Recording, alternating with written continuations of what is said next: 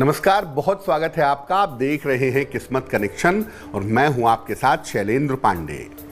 आज हम बात करेंगे वास्तु शास्त्र के छोटे छोटे उन नियमों के बारे में जिनको जानना और समझना आपके लिए आवश्यक है।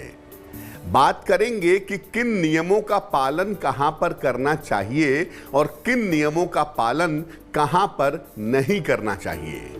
बात आपके राशियों की करेंगे और आपके प्रश्न का उत्तर भी देंगे। तो चलिए कार्यक्रम की शुरुआत करते हैं और सबसे पहले जानते हैं गुड लक।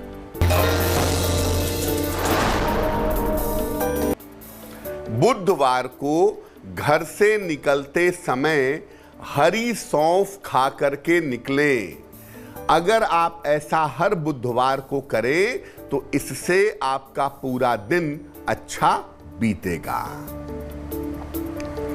सबसे पहले जानते हैं कि वास्तुशास्त्र है क्या और वास्तुशास्त्र कैसे काम करता है।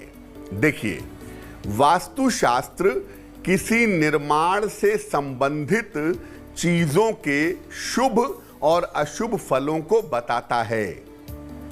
ये किसी निर्माण के कारण होने वाली समस्याओं के कारण के बारे में और निवारण के बारे में भी बताता है। ये भूमि से, दिशाओं से और ऊर्जा से संबंध रखता है, उसके सिद्धांत पर काम करता है। वास्तुशास्त्र में भी 5 तत्वों को संतुलित करने का सिद्धांत काम करता है। वास्तुशास्त्र एक प्राचीन विद्या है और इसको वर्तमान आधार पर समझना जरूरी है। चर्चा को आगे बढ़ाएंगे, लेकिन उसके पहले मेष, वृषभ और मिथुन राशि का राशिफल।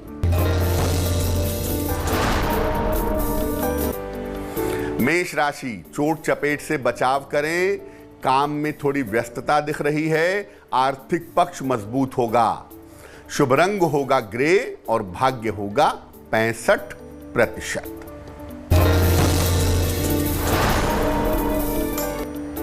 वृषभ राशि, आर्थिक स्थिति में सुधार होगा। संतान पक्ष की उन्नति होगी। घर में शुभ कार्य होंगे। शुभ रंग सफेद और भाग्य होगा 75%।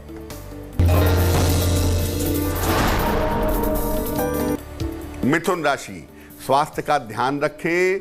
निर्णयों में सावधानी रखें। रिश्तों में थोड़ी दिक्कत आती हुई दिख रही है। शुभ रंग गुलाबी और भाग्य होगा 60%। अब जानते हैं कि वास्तुशास्त्र के प्रयोग करने में किन सावधानियों को समझना चाहिए। देखिए, वास्तुशास्त्र को समझने के लिए कुंडली का अध्ययन भी करना चाहिए, तभी जाकर इसके सही परिणाम आपको प्राप्त होंगे। जमीन पर बने हुए मकान में और फ्लैट के वास्तुशास्त्र में अंतर होता है। इस अंतर को समझना होगा क्योंकि दोनों के वास्तु के सिद्धांत बहुत अलग हैं। इसके अलावा घर के रंग पर भी ध्यान देना होगा। साथ ही साथ घर में रहने वाले लोग कैसे हैं ये भी समझना होगा, तब जाकर आप वास्तुशास्त्र का फायदा उठा पाएंगे। चलिए अब जानते हैं कर्क, सिंह और कन्या राशि का राशिफल।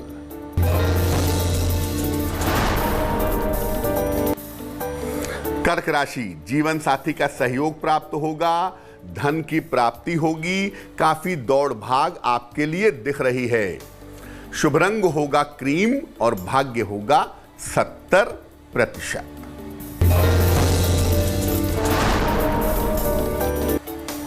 सिंह राशि, नई संपत्ति खरीदेंगे। नौकरी में सुधार के योग बन रहे हैं। अविवाहित हैं तो विवाह तय हो सकता है। शुभ रंग धानी और भाग्य होगा 80%।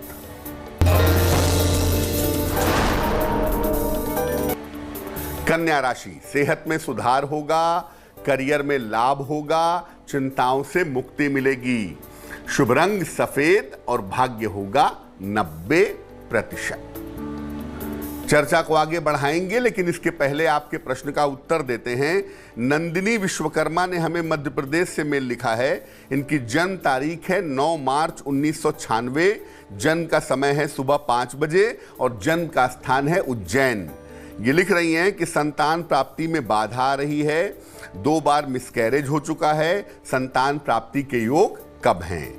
नंदिनी, आपकी कुंडली बनती है मकर लग्न की और आपकी राशि बनती है तुला राशि।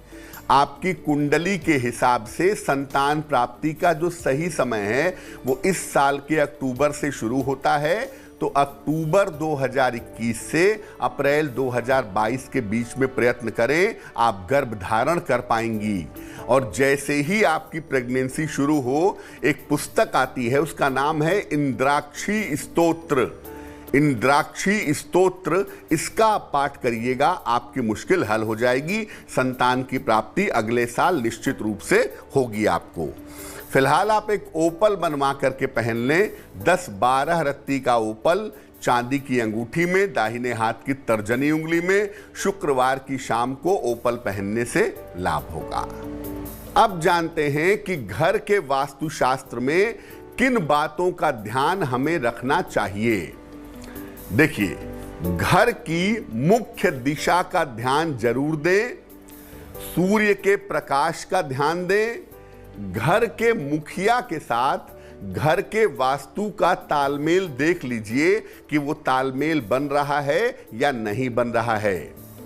घर में अगर कोई गड़बड़ी है तो उसे रंगों के माध्यम से ठीक कर सकते हैं। घर के पूजा स्थान और घर में प्रवेश करने वाली सीढ़ी का विशेष ध्यान रखें।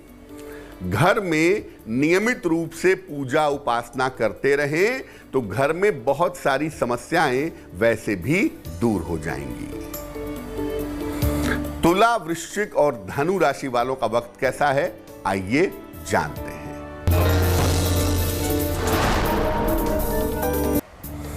तुला राशि, काम में काफी व्यस्तता रहेगी, कोई बड़ा काम रुक सकता है, बड़ों की सलाह से लाभ होगा। शुभ रंग हरा और भाग्य साथ निभाएगा 60%।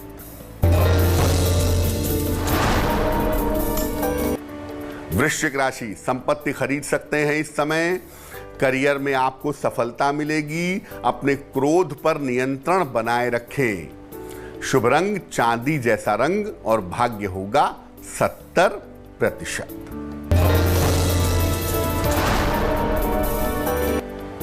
धनु राशि, करियर में बड़ी सफलता के योग बन रहे हैं, स्थान परिवर्तन के योग बन रहे हैं। अपने स्वास्थ्य का ध्यान रखें।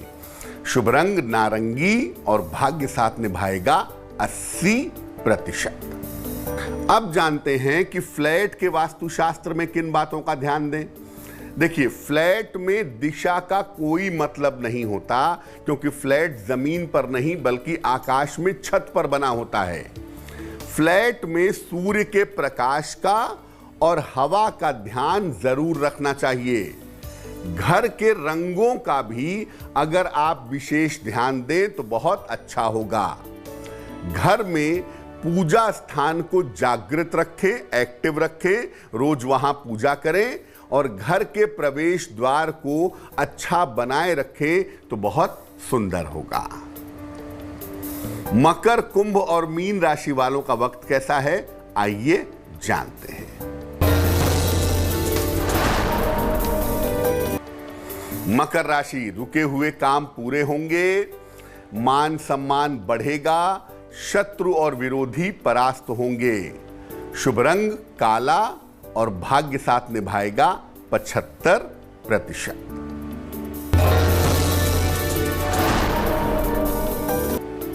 कुंभ राशि, स्वास्थ्य का ध्यान बनाए रखें, दौड़ भाग आपकी काफी रहेगी, व्यर्थ की चिंता हो सकती है। शुभ रंग नीला और भाग्य साथ निभाएगा 60%।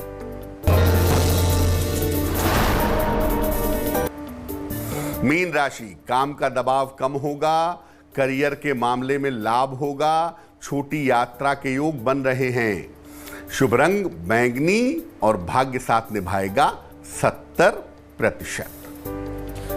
बात करेंगे आज के सलाह की, लेकिन आपके एक और प्रश्न का उत्तर देते हैं। जोशी विशाखा ने हमें सवाल लिखा है, गुजरात से लिखती हैं, 13 अप्रैल 1990 का जन्म है, सुबह 5:30 का और जन्म स्थान है भावनगर, गुजरात। ये लिख रही हैं, 1.5 वर्ष पूर्व विवाह हुआ था, वैवाहिक जीवन में काफी समस्या है, क्या विवाह आगे चल पाएगा? देखिए विशाखा, आपकी कुंडली बनती है मीन लग्न की और आपकी राशि बनती है वृश्चिक। महादशा आपकी बुध की चल रही है और अंतरदशा आपकी मंगल की है 1 अप्रैल 2022 तक। आपकी कुंडली में 2 विवाह की संभावनाएं प्रबल रूप से दिखाई दे रही हैं, इसलिए इस बात को याद रखिए कि जो विवाह के बारे में आप पूछ रही हैं उसका चल पाना बड़ा कठिन है। ये विवाह ऐसा लग रहा है कि 2022 में भंग हो जाएगा, 2022 में टूटेगा। 2022 के अंत में या 2023 के आरंभ में आपका दूसरा विवाह होगा, वो सफल होगा, उसमें चिंता करने की जरूरत आपको नहीं है। क्या करना चाहिए? देखिए, आगे का जीवन आपका सुखद हो, सुंदर हो, मुश्किलें कम हो, इसके लिए एक मोती बनवा के पहन लीजिए। 10-12 रत्ती की मोती चांदी की अंगूठी में, दाहिने हाथ की सबसे छोटी उंगली में, सोमवार की रात को मोती पहनने से आपको लाभ होगा। तो आज हमने वास्तुशास्त्र के सामान्य नियमों की बात की, अब जान लेते हैं आज की सलाह।